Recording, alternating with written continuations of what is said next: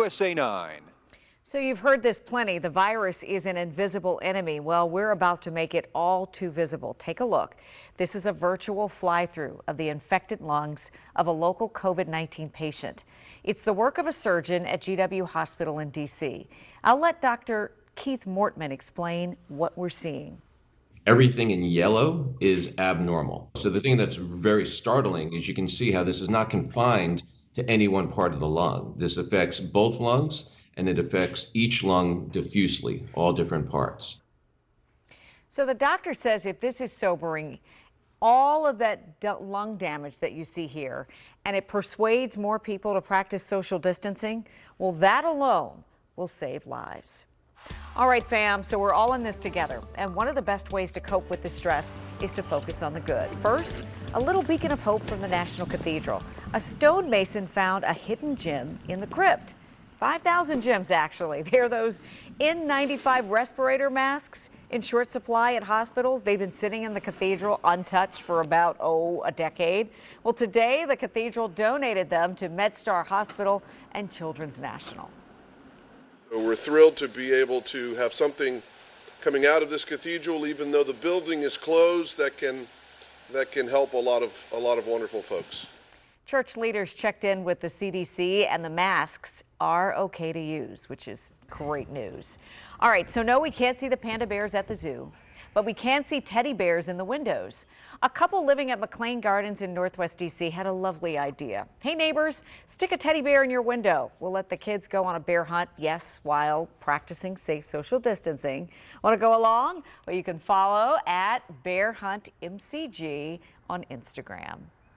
We're dealing with a lot of heavy stuff right now, and during these tough times, it's so important to focus on the good. We want to hear those stories. If you hear something inspirational, let us know. Text us at 202-895-5700. Now, your WUSA 9 weather forecast, sponsored by Cox.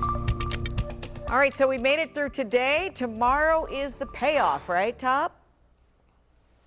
It is. And you know what? We even have better days ahead after tomorrow. But tomorrow's a good start, Leslie. It really is. We're going to have a little bit of fog, a little bit of clouds in the morning. Then we're going to be in pretty good shape. And it's going to be at least average in terms of temperatures. It's going to be pretty darn close to average. So here's the deal. We're looking at temperatures to start overnight in the low 40s. And that means, by morning, low 40s downtown. But that means upper 30s in the burbs. So a little bit colder tonight. But look what happens. By the time we get to 2 o'clock, we're back in the mid-50s. So that's pretty good. And sunshine will follow. It may take a while tomorrow. Here are the headlines then. Thursday, some morning clouds and some morning fog. And then seasonable. Friday, much warmer. We're talking 70s on Friday. Couple showers possible on Friday, but again, it's not a washout. You'll be able to get out of the house and do things and get the kids out to do some stuff. Saturday, different story. Probably our next yellow weather alert. We have light rain, we have drizzle, we have showers on the way, and temperatures will be lucky to make it into the mid to upper 50s on Saturday. But hold that thought because it gets better. Look at these temperatures next 5 days. We're looking at temperatures 77 on Friday, near 80 on Sunday. How does that sound? And back in the low 60s on Monday. So they're kind of up and down, but some carrots in there, some rewards. So 6 o'clock tomorrow on Futurecast. Upper 30s, 38, 39, Gaithersburg and Leesburg and Frederick, low 40s downtown, with clouds and some fog still lingering. Don't think it's going to be a widespread problem. Mr. Bernstein will be in bright and early, but there will be some patchy fog. We get into the 9 o'clock hour, we still have clouds hanging tough. Temperatures in the low 40s across the board. But by lunchtime, now you can take a little break if you're telecommuting, take a walk outside, light jacket will do it, temperatures in the low 50s, and by evening, even better by evening, temperatures in the upper 50s to around 60, that's pretty nice, and a southerly flow developing. That's going to set the stage for a very warm Friday. By Thursday night, some clouds roll in. But for the most part, it is going to be dry on Thursday night. A couple of sprinkles possible on Friday, but again, not a washout. So how does that play out? Again, 60 tomorrow, morning clouds. 70s on Friday, some showers possible.